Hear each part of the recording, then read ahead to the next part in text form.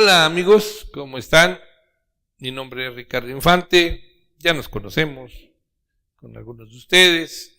Yo trabajo en la Universidad Virtual, dependiente de la Universidad Autónoma de Guerrero. Hemos empezado a hablar del primer miembro del género Homo, el Homo erectus.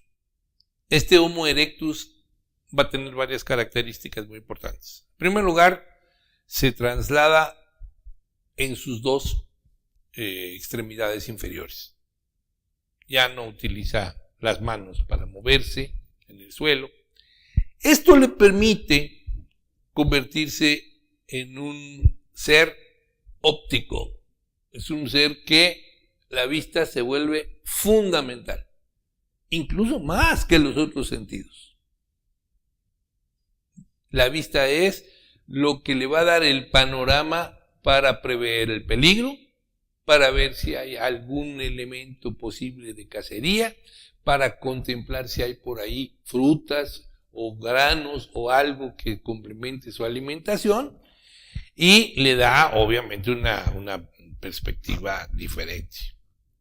Pero además, su cerebro ha alcanzado ya una dimensión tal que le permite concebir proyectos, como el hecho de hacer una herramienta. Ya hablamos de esa herramienta. Hablamos de el hacha de mano, lo que los arqueólogos llaman el hacha de mano. Es decir, tomar una piedra, golpearla de un lado y de otro y lograr un filo que nos va a ayudar para muchas cuestiones, desde la defensa hasta la cacería, la elaboración de ciertas, afilar un palo, etcétera. Pero además produce una serie de piedras pequeñitas, producto de esta colisión, que se llaman lascas. Y estas lascas nos van a dar un instrumento de precisión que nos sirve, por ejemplo, para abrir un animal muerto, para acceder a las vísceras, y va a ser mucho más nutritivo esto que la carroña que han venido comiendo durante miles de años. Que si bien les ha funcionado para el desarrollo del cerebro a través de, sobre todo, la médula de los huesos, ¿no? Ahora podemos tener acceso a eso y a más.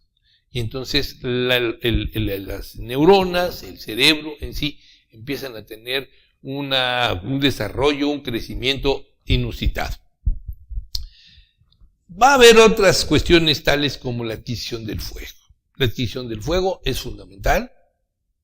Por primera vez lo vamos a controlar. Ya no es un elemento extraño de la naturaleza que nos da pánico porque si lo tocamos nos lastima, porque más bien nos parece un ente incontrolable. No, alguien que tiene el valor de tomar una rama, lo acerca y seguramente dice por ahí un antropólogo muy interesante que cuando lo vieron que tomaba la rama y se acercaba al resto del grupo, los demás salieron corriendo como si trajera una bomba nuclear en la mano, ¿no? El equivalente a alguien que lleva una bomba nuclear en un portafolio, ¿no?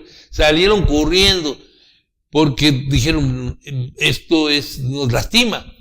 ¿Y cuál sería su sorpresa? Que él lo pone y lo empieza a controlar, le empieza a poner ramas, hojas, y entonces se dan cuenta de que es controlable, que es fácilmente controlable. Y aprenden todo lo relacionado al manejo del fuego en una primera etapa. Y esta primera etapa, ¿qué les va a permitir? Que quizá por accidente, quizá por curiosidad, quizá por lo que ustedes quieran, alguien acercó un pedazo de aquel animal que se había cazado y lo puso en el fuego. Y entonces esta cocción, por su directa exposición a la lumbre, va a ser las veces de una especie de predigestión.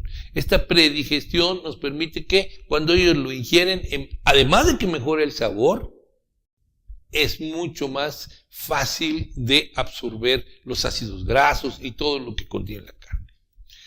Hay otro aspecto que es muy importante en estos animales. La posición erecta hace que cambie la forma de las cuerdas vocales.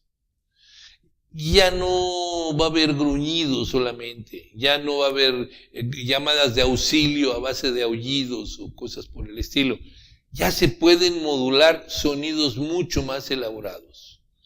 Nace un lenguaje que posteriormente va a tener una representación en ciertos grupos primigenios, como son los habitantes del Kalahari, los bosquímanos, en donde se desarrolla un lenguaje onomatopéyico, con chasquidos, con son sonidos muy simples, pero que combinados empiezan a formar los primeros conceptos hechos a través del sonido producto de la garganta del hombre. Y después de eso, desde luego, van a surgir la posibilidad de modular mucho más el sonido y van a nacer, ¿qué? El lenguaje. Este lenguaje nos permite coordinarnos. Este lenguaje nos permite que ahora vamos a poder planificar mejor nuestra cacería. Vamos a poder planificar hacia dónde nos vamos a mover. Desde luego, es el primer lenguaje que nos va a permitir organizar quién va a dirigir, quién es el líder, porque es el que tiene más ideas y las expresa de una manera, si ustedes quieren, rudimentaria, obviamente. Los códigos del lenguaje eran muy rudimentarios, pero es el que nos va a decir cosas más interesantes y nace aquel que puede generar que los demás acepten sus ideas. Entonces, ese código del lenguaje va a ser muy importante para la sociabilización de los seres llamados homo.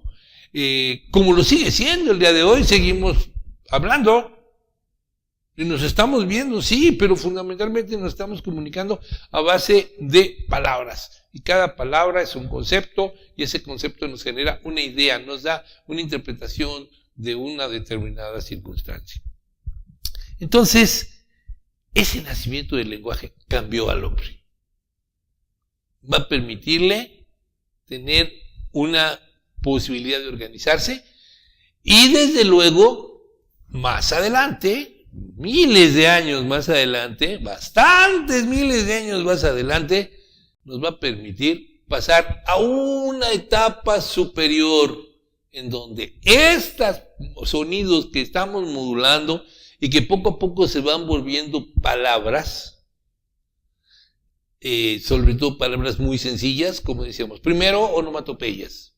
Primero, sonidos, chasquidos, como el lenguaje clic de los bosquímanos. Pero posteriormente le vamos a dar otro tipo de modulaciones, van a tener otras características.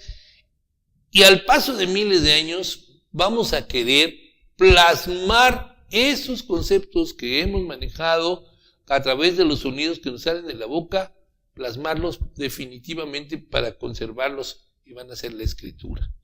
Pero para eso nos falta un buen rato, tenemos que llegar todavía a muchas otras cosas. Va a haber una serie de evoluciones, va a haber el Homo faber, que va a ser aquel hombre que va a tener la capacidad de transformar el entorno, que va a ser el gran promotor de la cultura. ¿Por qué? Porque es el que sabe, empieza a tener ideas de cómo transformar todo y hacer un entorno más práctico para generar su hábitat. Vamos a tener el Homo ergaster, vamos a tener una serie de variantes, una especie de experimentación que va haciendo la naturaleza y que va haciendo que evolucione nuestra mente, que evolucione nuestro cuerpo. Obviamente, ahora que ustedes entren a ver los documentales que les vamos a recomendar, pues van a ver al Homo erectus y van a decir, oye, pero no se parece a nosotros. Sí, no, está cubierto de pelo y tiene una mandíbula diferente, y tiene una frente diferente, y tiene una nariz diferente. Es el antecedente de lo que vamos a hacer nosotros varios miles de años después. Lo vamos a explicar, vamos a ver cuándo fue. Eso ya no fue hace muchos años, Eso sí fue nada más hace 15,000 años, entre 15 y 10,000. Lo vemos la próxima sesión porque si no mi director me regaña.